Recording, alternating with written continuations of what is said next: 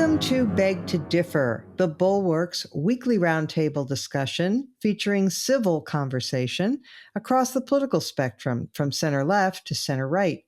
I'm Mona Charan, syndicated columnist and policy editor at the Bulwark, and I'm joined by our regulars, Bill Galston of the Brookings Institution and the Wall Street Journal, Damon Linker of The Week, and Linda Chavez of the Niskanen Center. Our special guest this week is Benjamin Wittes, also of the Brookings Institution and the editor of Lawfare. Welcome, one and all. Since we discussed the possible topics for this week, there's been news. We've seen the Congress authorize a new federal holiday for Juneteenth. We've seen a number of Supreme Court cases. We've seen Mitch McConnell say that he would not hold a hearing for a Supreme Court nominee if a vacancy happens in 2024 and the Republicans take control, or possibly not even in 2023. But all of that is just going to have to wait for another program, because today we are scheduled to discuss the revelations about the Trump White House's attempts to pressure the Department of Justice on a number of fronts, both regarding the election and challenging the election, and also with leak investigations that may have pulled in, we know it pulled in multiple journalists, congressional Democrats, and even Don McGahn, the president's own counsel. So I'd like to begin with you, Ben Wittes. And by the way, if any listeners are not listening to the fantastic podcast about the French Village that Ben Wittes does with our colleague Sarah Longwell, you are missing out. So I would recommend that. Thank you. But in the here and now, Ben, what do you make of this? Of these stories, that the Trump administration, for example, was sicking the FBI on their own White House counsel? Well, so the stories are quite different from one another, though they do have this question in common, which is, to what extent were we seeing political abuse of the Justice Department? Some of them alarm me less than others. So in descending order of alarmometer, I think the single most troubling of them is the pressure that was put on the then Deputy Attorney General Jeffrey Rosen, to intervene or find in the waning days of the Trump administration to get involved in propagating the big lie and take seriously these entirely non-serious allegations of voter fraud.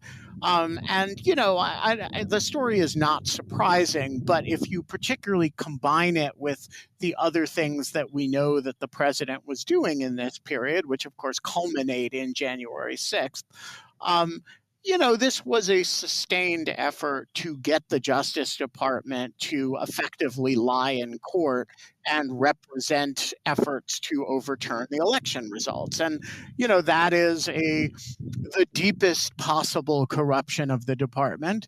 And the only mitigation of it is that Rosen, to his credit, seems to have wanted nothing to do with it. So I think that story is, very troubling and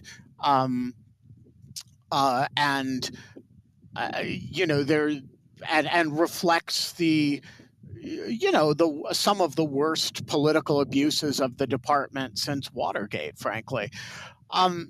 The leak investigations are a somewhat different story because, in fact, there's really no indication that this was unlawful or the Justice Department does have the authority to investigate leaks, even when they come from Congress and even when they come, when they inconvenience or burden the press.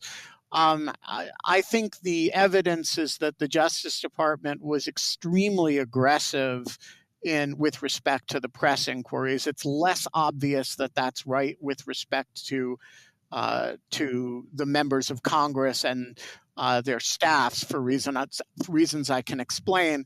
The number of these cases involving members of the press is really large, and so I think there's a disturbing possibility that they really just ignored the traditional reasons for caution in this area that administrations of both parties have respected. The McGahn story is very odd and falls in the same category as the congressional stuff, which is they're entitled to investigate leaks. It's very strange to concurrently rely on and investigate, rely on for legal advice and all sorts of things, somebody who you are also fishing for their, phone records for. So I think it's a mixed bag. The broad story from my point of view is that the department was very aggressive about looking perhaps legally for misconduct by people who the president happened to hate anyway. Yeah. Damon Linker, there was a lower ranking guy at the Justice Department in those final days, Jeffrey Bossert Clark, who was apparently an eager Trump acolyte who was ready and willing to pursue these completely fictitious voter fraud cases. And there was apparently even talk about Trump firing Rosen, I guess, who was the acting attorney general at that point, and putting this guy in. And this was only averted by the threat of mass resignations at the Department of Justice. But this is the sort of thing that really makes, those of us who worry about the fate of democracy and the fate of self-government, it makes the hair on the back of your neck stand up, because, this time the people at the Justice Department resisted, but would they next time? Yeah, I mean, in our long and on this podcast, and then going further among commentators on politics for the last 5 years, there's been a long, ongoing, in-depth debate about what is the threat that Trump poses to our system, and beyond Trump, the entire tendency of politics that he represents. And we talk about, is it the corruption? Is it the kind of low standards for competence? Is it the vulgarity? Is it the cruelty? And I think really I've come to the conclusion that by far the biggest threat is this kind of ethic that he's injected into our politics that is summarized quite well by his own little statement, he fights. That came to circulate around him during the 2016 primaries on the GOP side, that the reason why we should support him versus any of these other 16 people who are running is that Trump alone would fight to effectively the death to win. And this appealed to a lot of Republican voters. And I think what we're seeing now in things like what you rehearsed from the revelations this week about the Justice Department after the last election is this ethic and how incredibly corrosive it is when you have people on one side of our partisan divides deciding that winning is all that matters and the only virtue that should be judged in reference to that end is to fight to make it happen. You don't care about norms, laws, the rules that govern institutions internally. You simply do whatever you need to do to triumph.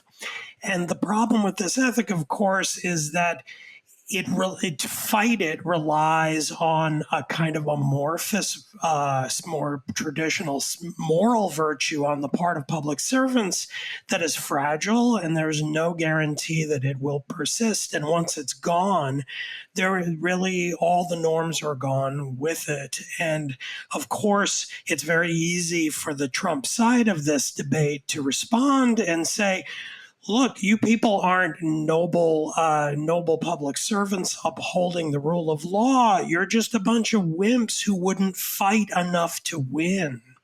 And once that kind of an argument gets instantiated on one side of our political divides, it is incredibly dangerous because, as I said, once those who resisted are gone, then there really will be a willingness to do absolutely anything to prevail.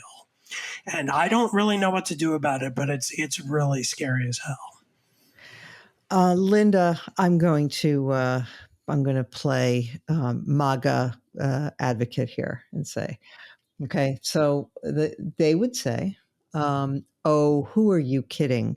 The Obama White House and administration abused the FBI to pick on Tea Party groups that it didn't like. They wiretapped James Rosen of Fox News. At one point, they even tried to get Fox News removed from the press office. They're going to say that's how they play the game. So we're just responding. We're just being defensive. Well, first of all, as someone who never defended the Obama administration when it did those kinds of things, I feel no compunction to defend the Trump administration when it decided to adopt similar tactics. Look, I think, the worst thing in Trump world and for Trump himself is to be a loser. There is nothing worse than you can say about Donald Trump than that he is a loser. And the fact is that democracy depends less on the goodwill of winners than it does on the goodwill of losers. I mean, the whole system is based on the notion that if you lose, you accept that loss and you go about your business and you come back to fight another day if you choose to do so. And I think that was what is so incredibly corrosive about what Trump has done. Because I think once you take out the prohibitions, the kind of internal check that people have, their willingness to accept loss, then democracy falls apart. I mean, it just simply cannot survive. Then it's really all about who has the most muscle, who can command the most forces. And that, of course, is what autocracies are all about. So it's a very disturbing thing that we've seen. And while I agree that most of the people within the Justice Department decided that they weren't going to go along, I think they sort of placated Trump and Mark Meadows and others by passing on information. They sent it down to U.S. attorneys in various districts as if they should have some reason to look into it. But they basically didn't go along. But there was at least one person in a high-level position holding an assistant AG spot for two different divisions, the civil division and the environmental division. And that was someone named Jeffrey Clark. And he apparently thought that maybe he could become the next attorney general. And if Rosen didn't go along with this, he was certainly willing to do it. And of course, as the Washington Post and other publications pointed out, that didn't happen because everybody ended up in the Oval Office, and the president was informed that it would make this that the kind of resignations at the Justice Department would make the Saturday night massacre look like child's play. So it didn't happen, but it came very close to happening. And I don't know what kinds of institutional safeguards you can put in place, but we can never get this close to essentially overturning an election. Bill, there are things going on at local levels. There's the investigation of Trump by the Manhattan DA, and there are other investigations. I don't know what's happening in Georgia, but apparently there was an investigation into Trump's call to Raffensperger demanding 11,870 more votes. Some people are saying that violated the law about not, there's a law against interfering in a federal election. Don't know where those stand, but one of the things that some people on the left are urging is that Merrick Garland has been too soft. He has, for institutional reasons, continued some of the positions of the Trump Justice Department, even regarding that woman, Carol, I can't remember her first name now, who alleged rape. And anyway, but some people are saying, look, Garland should be revisiting the obstruction of justice allegations in the Mueller report and other wrongdoing. What's your reaction to that argument? Well, unlike Ben Wittes, I am not an expert on the Justice Department or any of its penumbras and emanations. I'm aware of this discussion on the left. I'm starting to get press calls about Merrick Garland's alleged softness. My view, sight unseen, is that he is trying to restore normality to a much abused institution. That he is doing his best not to get into partisan fights, not to try to revisit past issues that have turned out to be explosive. In other words, to try to draw, as much as it is possible to do so, a double line under the recent past, and then try to begin with a reasonably clean slate. And I don't know whether that's the right thing to do. From an institutional standpoint, it's certainly the right thing to do. From a political standpoint, it's complicated, but I have a great deal of sympathy with the position he finds himself in now. Because if you simply turn the Justice Department around and send it charging off in the opposite direction with equal political zeal, I think that could just make a bad situation worse. I could be argued out of that, but that's where I am now. But let me just pick up for a minute where Linda left off. The question of institutional fixes for a dangerously loose-jointed relationship between the White House and the Justice Department. I think that is exactly the right question to be asking right now. What disturbs me most about the past 5 years is what I at least have learned about the inadequacy of both the Constitution and existing legislation to protect ourselves from a president with autocratic tendencies. And if we simply shrug and say, well, he broke the norms and we have to restore the norms, I think that's missing at least a part of the point. I think this is an institutional problem that requires institutional reform to try to get a handle on it. Details to come. Might be worth revisiting that book by Bauer and Goldsmith after Trump, because it was chock full of institutional reforms. So maybe we'll go back and look at that again. Oh, well, Ben, Ben Wittes, you had a role in publishing that book, now that I think about it. I did. I was its editor.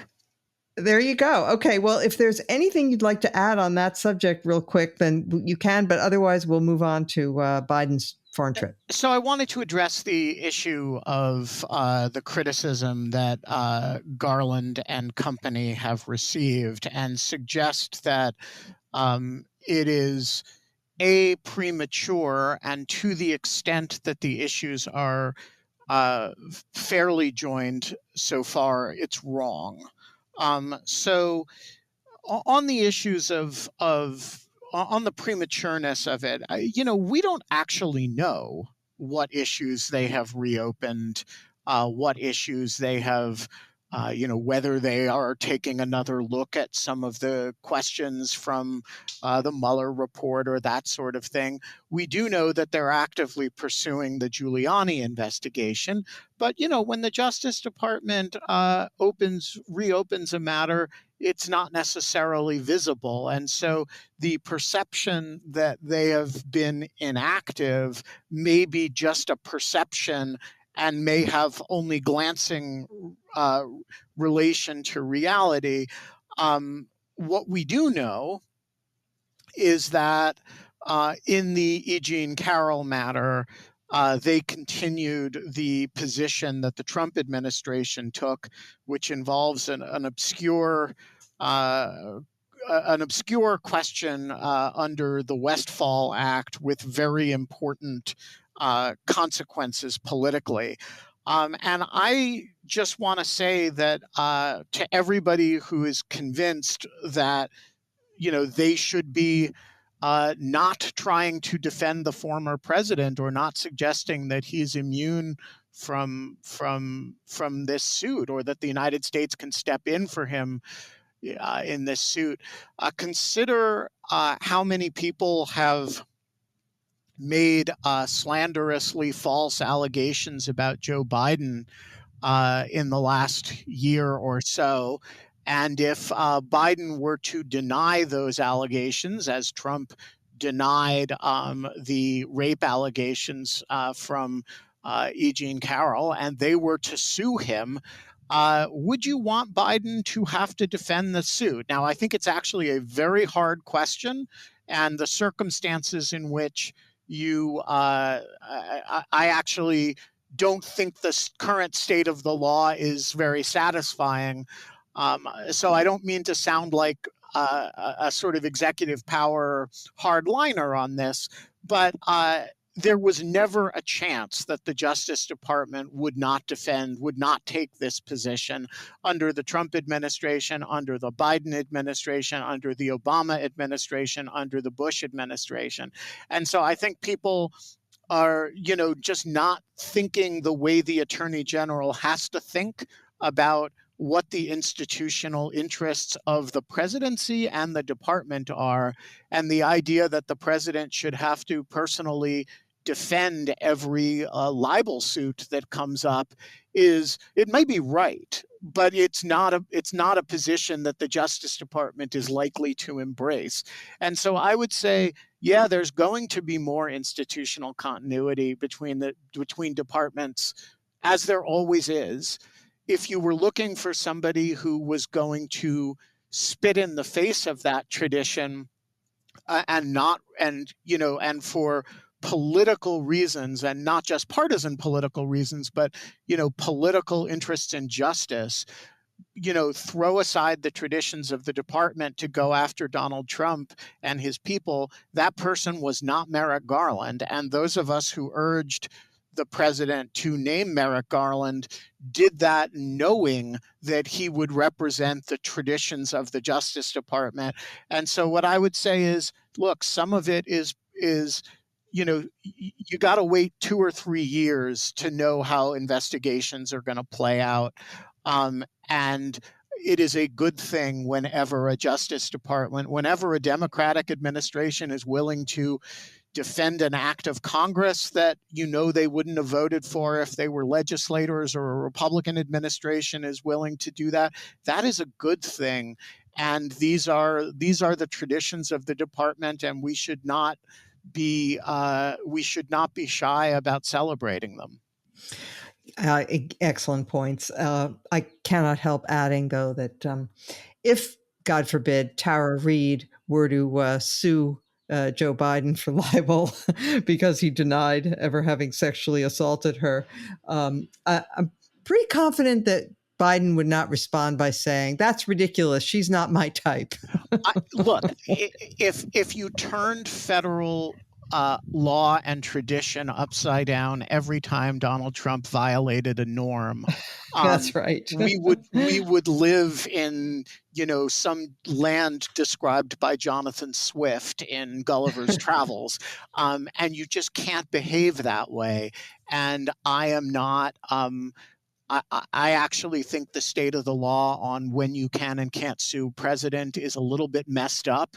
And that's a rabbit hole I don't necessarily think you want to go down, though I'm happy to. But my point is that, there is an institution that makes the argument for greater protection for the president in situations like this, and that is the Department of Justice. Okay. President Biden went to Europe this week, met with the G7, met with NATO, and met with Putin. And honestly, I mean, I'm not gonna deny it. I have to say, watching the way he carried himself, I'll go to you first on this, Bill Galston. I thought, maybe we should always have presidents who are at least 78 years old and have a little experience under their belts. I thought he conducted himself very well. What did you think? Well, it will not surprise you, Mona, to learn, thanks for the softball, that I very much agree with you. But look, I have to say that, that Putin got Biden about right in his description of him as a balanced and experienced man, and he showed in his overseas trip just how valuable it can be to have decades of experience, not only having these kinds of discussions, but in many cases with these very people. And so he didn't need a lot of advice from his staff as to what was appropriate and inappropriate. A question that is in diplomacy even more central than the question of what's true and what's false. He knew it instinctively, because he has the muscle memory, not only from all those decades in the Senate, but as representing the United States as the second highest ranking American official in international fora for the 8 years of the Obama administration. So I agree, and I think the lesson is that in many aspects of the presidency, experience does count. It is not a place for on-the-job training. And when OJT is required, it is painful, it is public, it is not helpful. So, I think the Biden that we saw overseas this past week is the Joe Biden that those of us who voted for him, not grudgingly, but enthusiastically, expected to see. And I'm happy to be able to report that. Linda, you've worked in White Houses. I was struck that there were a couple of things that they did kind of very professionally and smartly, if you will. Vis-a-vis, for example, the meeting with Putin. Now, some people say you shouldn't have met with Putin at all, and you can address that if you like. But they made sure, for example, that Putin would arrive first, because in the past, Putin has attempted to play a little macho power game with presidents by making them wait for him. So they arranged for him to arrive first. They also agreed that there would be no joint press conference afterwards. Good stage managing, wouldn't you say? Yes, I think it was good stage management. And as somebody who worked in the Reagan White House, as you did, it's sort of a return, again, to normalcy. Mm-hmm. You had a professional staff that was ensuring that these meetings go off flawlessly, that the President Biden not be upstaged by Vladimir Putin. And I think that decision not to have a joint press conference was really important because, of course, we do remember the last joint appearance by the President of the United States and the President of the Russian Federation, and that was when Donald Trump stood next to Putin and basically said that he believed Putin when Putin said that he had not tried to interfere in the 2016 election. So I think just in some ways, almost I wouldn't say it was boring, but sort of the banality of it all was very reassuring. It was not as if anything momentous came out of this particular set of meetings. But just as we have emerged from a pandemic, in which such meetings could not take place, I think it's important that this meeting took place in a way that was dignified, in which you saw world leaders, not just Putin and Biden, but other world leaders on the stage in the G7 meeting. And I think it was all sort of, a return to what we have come to expect. And also, in the past, it used to be the tradition that any kind of disputes did not occur in public while president was overseas. And I think, in a sense, the Republicans behaved themselves surprisingly by not having some sort of a fuss or a blow up that would attempt to bring to the fore any kind of disagreement. So I thought it was a good week. Actually, Linda, I'm going to beg to differ with you about that. I don't think the Republicans conducted themselves well at all. But I'm going to pitch this one to Ben Wittes. Lindsey Graham went on Fox and said that Biden was engaged in appeasement. He was joined in this by Ron Johnson, Ted Cruz, John Barrasso, the really sort of head spinning part of where we are in the politics of 2021 is that Putin basically recited right-wing talking points when he was making his propaganda pitch after the meeting. He was repeating the kinds of stuff that you hear on Fox News at night. The terrible persecution of the peaceful protesters on January 6th and that sort of thing. Yeah, well, there's a few reasons for that, and you risk sounding like a conspiracy theorist when you articulate them. But the truth of the matter is that the right-wing ecosystem has been serially fed information by Russian intelligence over a somewhat protracted period of time at this point. They recycle matters from each other on a fairly routine basis. And, the one really good place to hear Russian talking points is on Fox News in prime time. And so it's not all that surprising that if you get the Russian president talking, he sounds a bit like a Fox News commentator. And that's the kind of thing that if I heard myself 10 years ago, knew that I was going to say, I would wonder if I had, developed, a delusional system in my 50s. But I do think it's correct. And so the other factor is the domestic Republicans, which, you mentioned some of the ones who have discovered that showing up at a summit with Vladimir Putin can be a scary thing after not really, after not having been bothered much by Helsinki.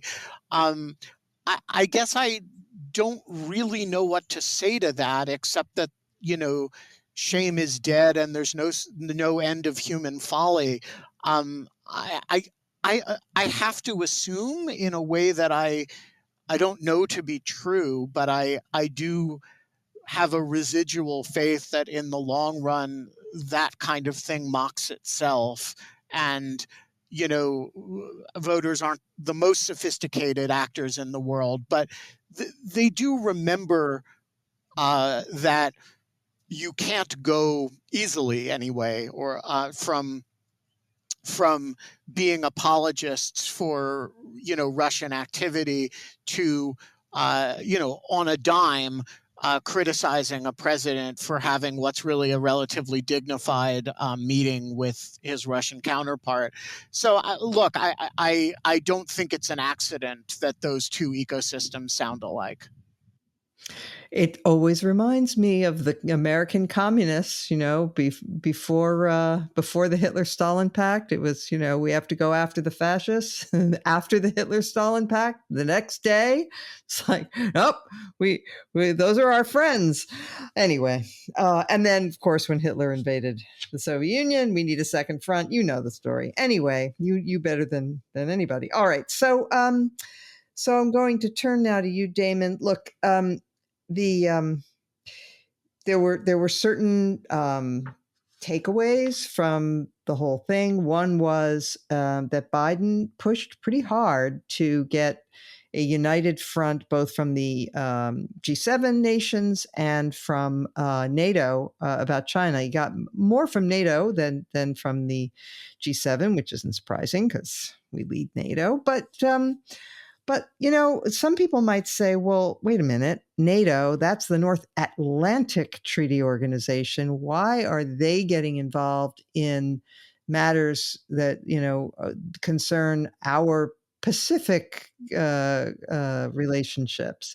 And it seems as though NATO is growing and expanding to be sort of the centerpiece of free nations who observe the rule of law and the international rules-based system. In fact, they referred to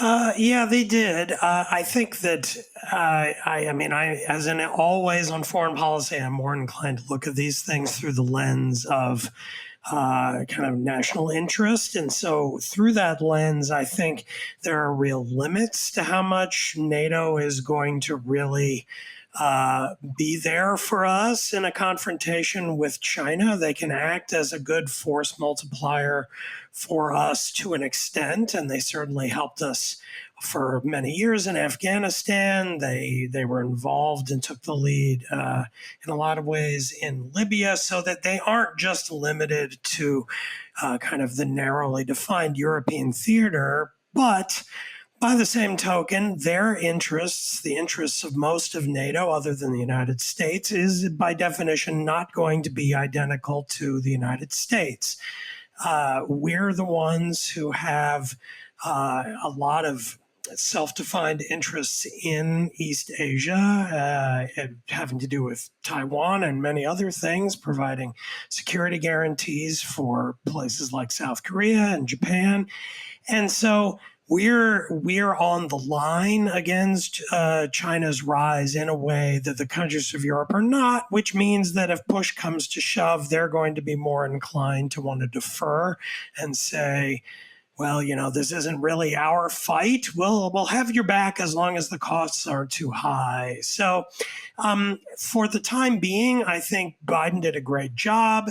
He got as much consensus and uniformity as he could get, and that will prove very fruitful going forward. But I do think in the kind of medium term, there are limits to how much NATO is going to be the main force confronting China. If things get hot, it's going to be us, really, in the end. You take as many friends as you can get, and it's great that we're doing a good job to keep our friends a little closer than Trump was inclined to do. He had trouble even distinguishing between friends and enemies and frequently confused them. So it's much better to have a president who actually can prioritize in the right way. Little victories, right? Right. I also have to say I was very gratified to see Biden make a point of saying that if Navalny dies in prison, it will not go well for our relations with Russia. And I think he said something like the results would be devastating for Russia. I think I think that's important, and it's part of who we are as a country. And so, could I also add along that line, because I don't think anyone else has mentioned it. I think one of the best moments of the Putin meeting had to do with cyber terrorism and the pipeline, and the fact that basically Biden is trying to reestablish deterrence with Putin. Now, the Trump administration's actual actions were not that conciliatory to Putin, but Trump's rhetoric personally was unbelievably conciliatory. And so you had this crazy kind of schizoid foreign policy going on, where the president is talking as if Putin's like our best friend, and his administration itself and the Secretary of Defense are there taking a very different line. We had just now Joe Biden sitting in a room with Vladimir Putin and saying in really no uncertain terms, if you try that crap again by launching a cyber attack on an American pipeline, you're next. So watch it. That is extremely important, and I think might be one of the most important things to come out of this whole week.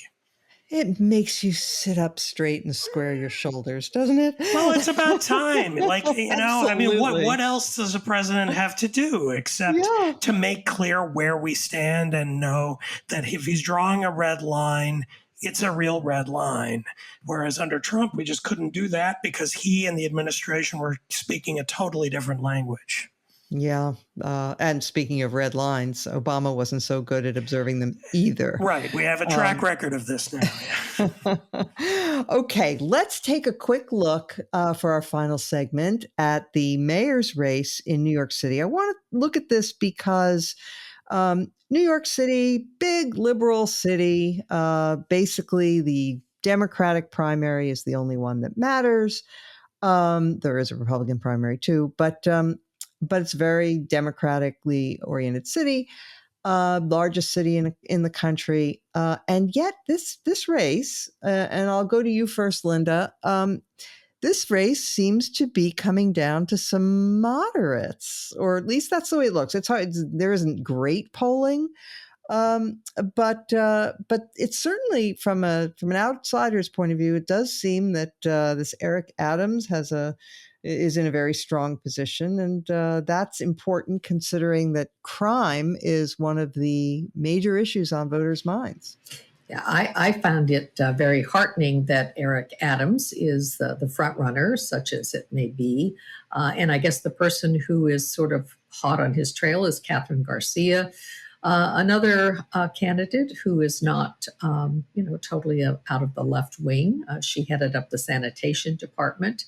When you talk about polling, of course, the thing about polling is it may be irrelevant in a race that's going to be decided through, this new kind of cumulative voting. Ranked choice voting.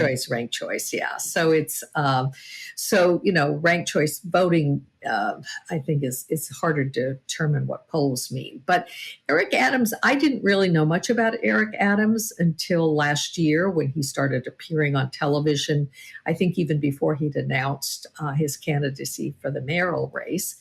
But he was, I thought, one of the more really thoughtful commentators on what was going on in various cities and the efforts to defund the police.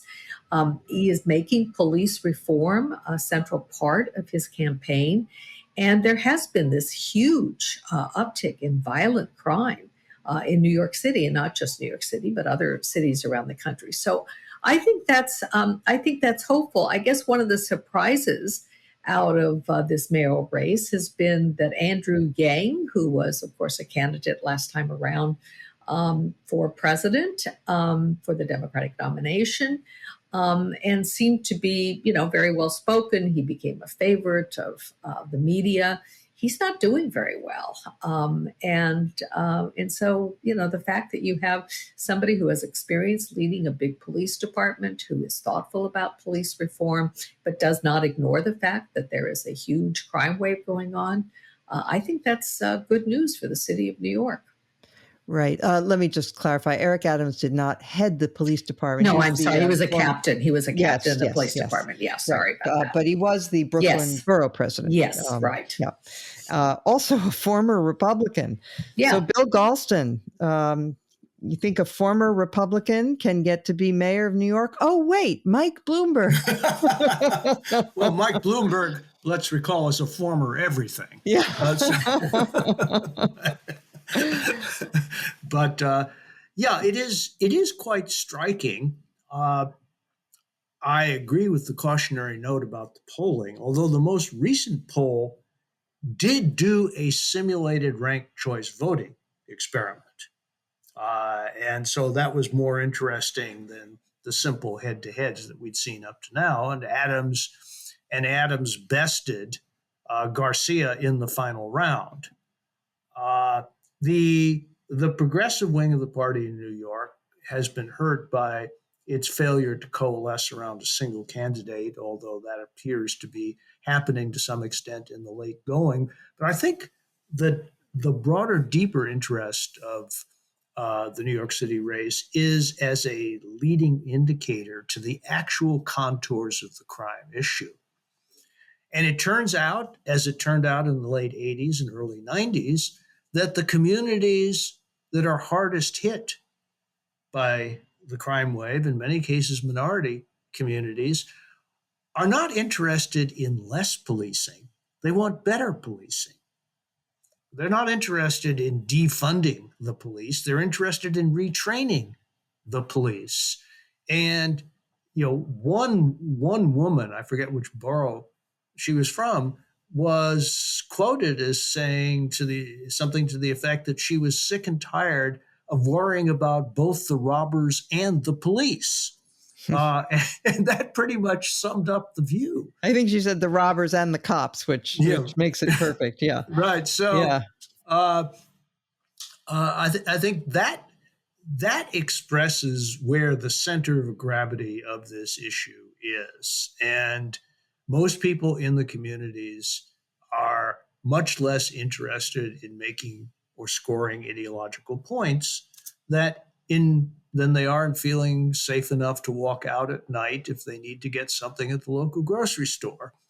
And I can tell you that that's the way the issue shaped up in the late 80s and early 90s, and led to the much abused 1994 crime bill. And I would not be surprised to see history repeat itself, at least politically, with the election of responsible local officials who don't want less policing, they want better policing.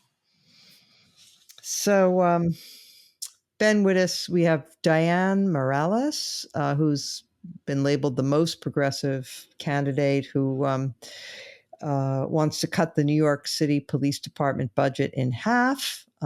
She's supported by the Working Families Party, but she's been dogged by allegations of a toxic work environment and trying to penalize members of her staff who wanted to form a union, which is a little ironic. At least they didn't want to be represented by the police union. Right, there you go. AOC endorsed Maya Wiley, I don't know. We'll see what kind of heft, what kind of power that has. And again, these things are awfully. Oh, there's one other very progressive candidate, and that was Scott Stringer, but who was the Manhattan borough president, but he had a Me Too problem and had gotten some endorsements and then lost them, although he still maintains the support of the teachers union, Jerry Nadler, and the climate activist Bill McKibben. But it could be that because of the first choice, second choice, third choice way that this voting is going, that one of these progressive candidates might wind up being the winner. What's your analysis? Well, so because of the nature of the voting, it's very hard to know what to make of the polls because, for example, Andrew Yang was significantly ahead in all the polls for a while and has now dropped down. But does that mean that he's a lot of people's second choice? Like they kind of liked him, but then they fell in love with somebody else. But a certain large percentage of people would put down Andrew Yang as their second choice. In a field this large, the likelihood that nobody gets to 50% is very high. And so, if you're serious about ranked choice voting, one of the consequences of that is that you're also serious about the idea that races, particularly like this, are going to be very hard to poll, and that you actually have to go through the exercise of waiting to vote till votes are counted, and not just first choice votes, but you tabulate the instant runoffs as well. And I actually think that's good. I think it's good to not know who's going to win a race like this until it happens. It reminds people that, the act of voting actually matters and is not simply a ratification of the acts of pollsters. I do think the structure of a race like this tends to disfavor the progressive candidates, which I wholeheartedly support disfavoring hard progressive candidates. But and the reason is that the left really does have a way of fracturing over minor differences, and so you end up with these candidates that from a moderate point of view are very hard to distinguish from one another, but their factions really do not like one another or support one another. And I also think, as you all have said, that the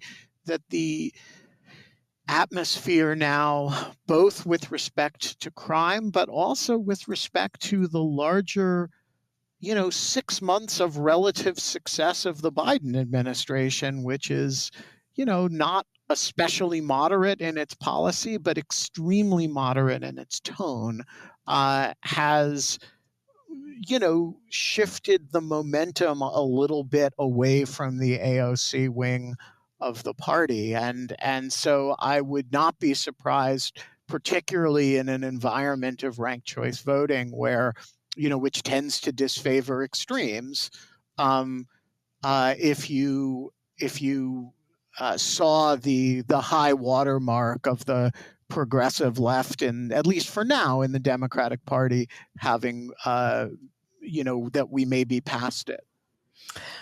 Okay, Damon, I'm going to sketch a somewhat optimistic scenario, and you can then shoot it down if you like.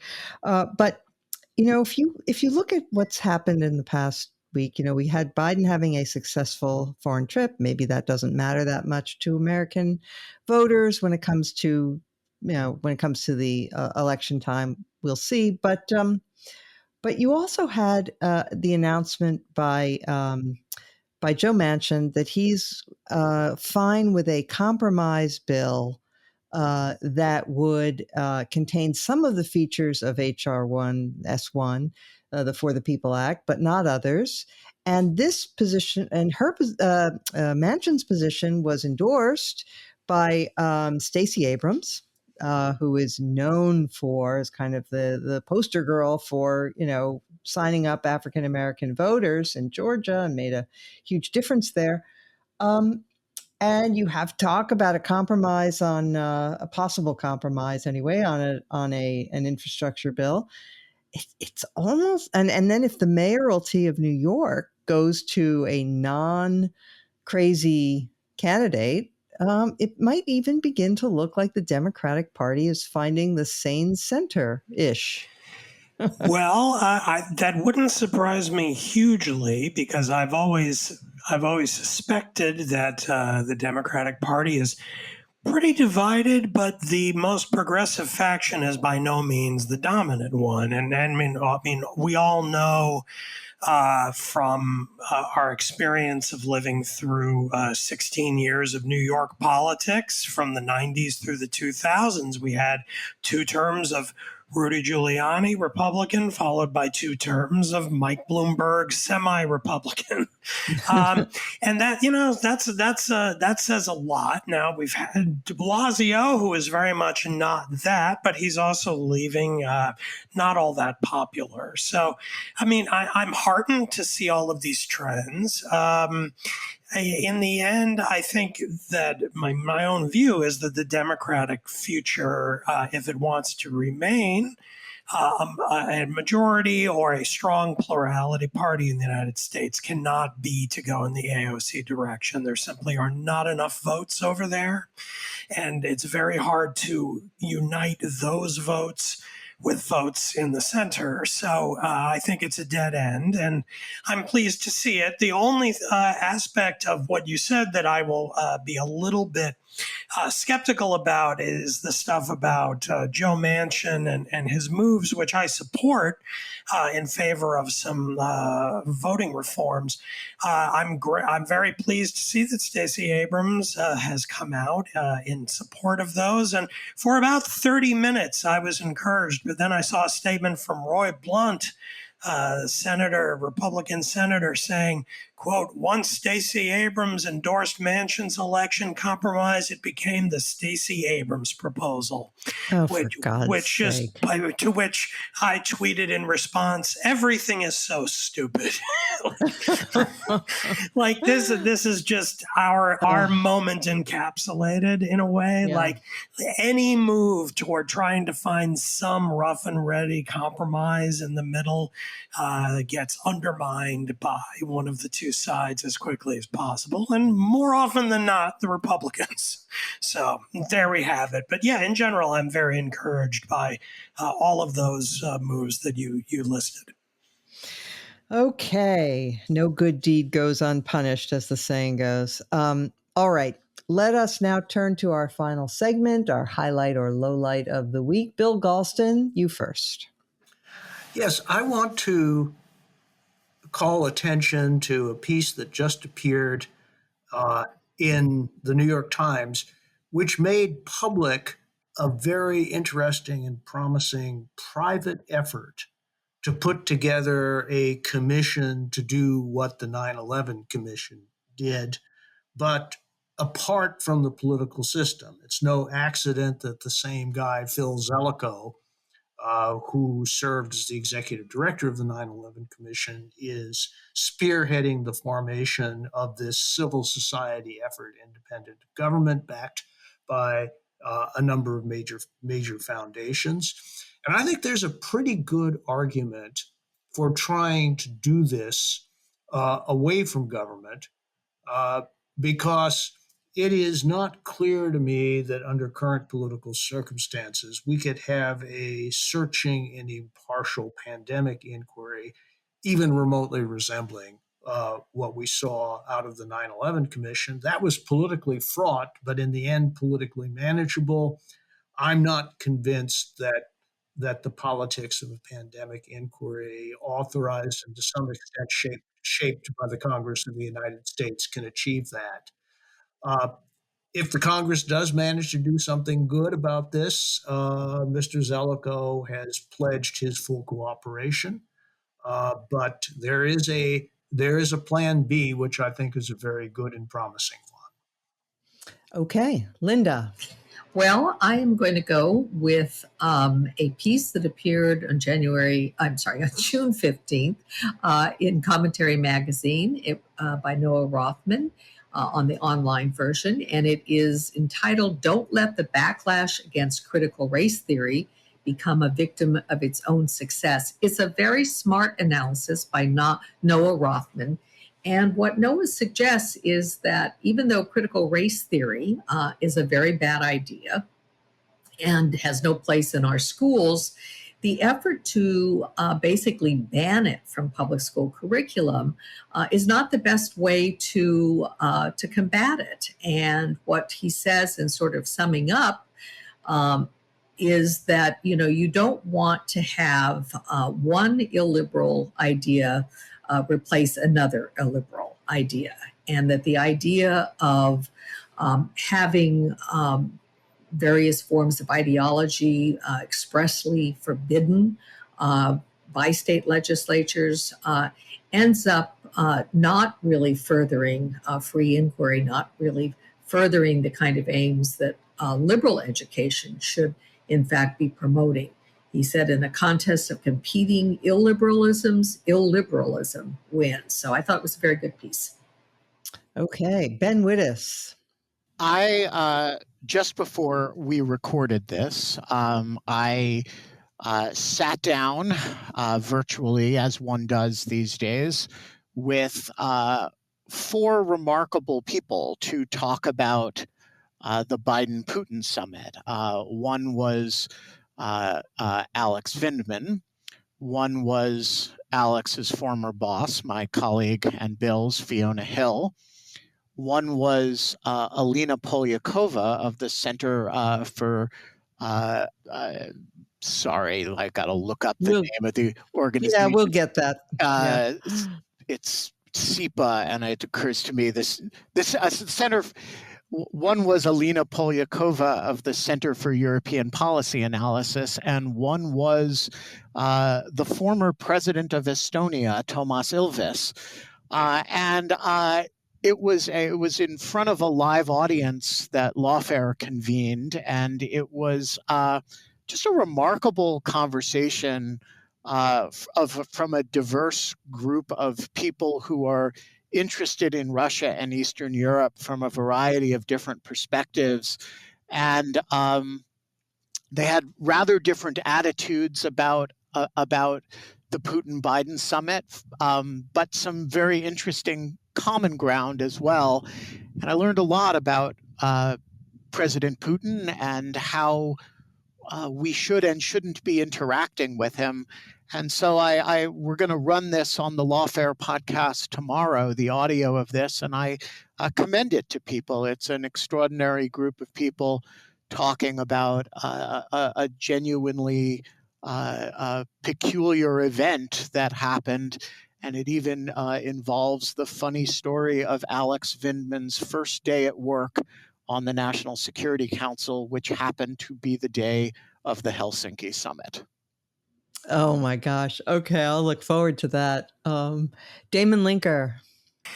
Well, to keep with what seems to be kind of an upbeat tone for today's podcast, and also, Mona, your comments before the last question you asked me, kind of glass half full statements, I want to single out a Supreme Court decision that came down just today, Thursday, titled Fulton v. Philadelphia.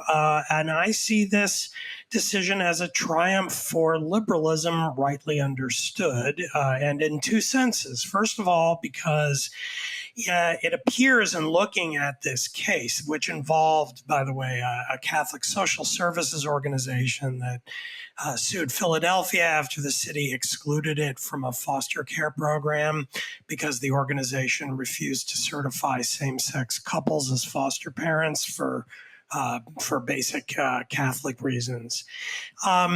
And what we ended up with in the case was a unanimous decision that Philadelphia had acted wrongly in this case. And I think that's good, both because Chief Justice John Roberts was able to put together a unanimous decision, and he did it by making the decision relatively narrow so that everybody could jump on board, including the three liberals. If you read through the decision, you see that there's some evidence that there was the option of a more firmly conservative ruling that Sam Alito, Clarence Thomas, and Neil Gorsuch would have approved, but probably then it would have been a 6-3 decision with the liberals dissenting. Instead, we got a narrower decision, but one in which it was unanimous, which I think is good for the court and a good model for how to conduct oneself in a polarized environment. But more importantly, I think it was a triumph. The decision was a triumph for liberalism because it held out a vision of a deeply pluralistic society where people who have firm religious convictions are not protected in their free exercise of religion merely by going to church or praying in their private homes, but by joining with people of common faith in civil society, doing deeds contributing to the common good as they see fit, and are not required to check their faith as a price of admission to the public square. So I applaud the court for its 9-0 decision affirming this capacious vision of classical liberalism. And by the way, there are lots of other agencies in Philadelphia that do place with same-sex couples. Yes, of course. So yes. Okay. I would like to draw attention to a Substack by Noah Smith. He goes by No Opinion, which is cute. noopinion.substack.com. It does require payment, but I think it's very well worth it. He's a very bright and interesting writer. And this one in particular that drew my attention was called The Terrific Triviality of Twitter.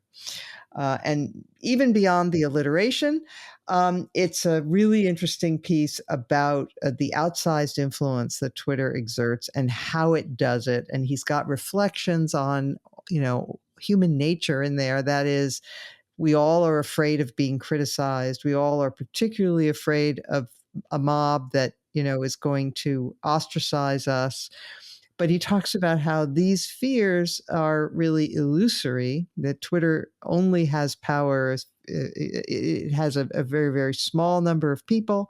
And the notion that people are actually being fired because of things they tweeted is ridiculous. So it's sort of a call to arms to put Twitter in its proper place. And I recommend it.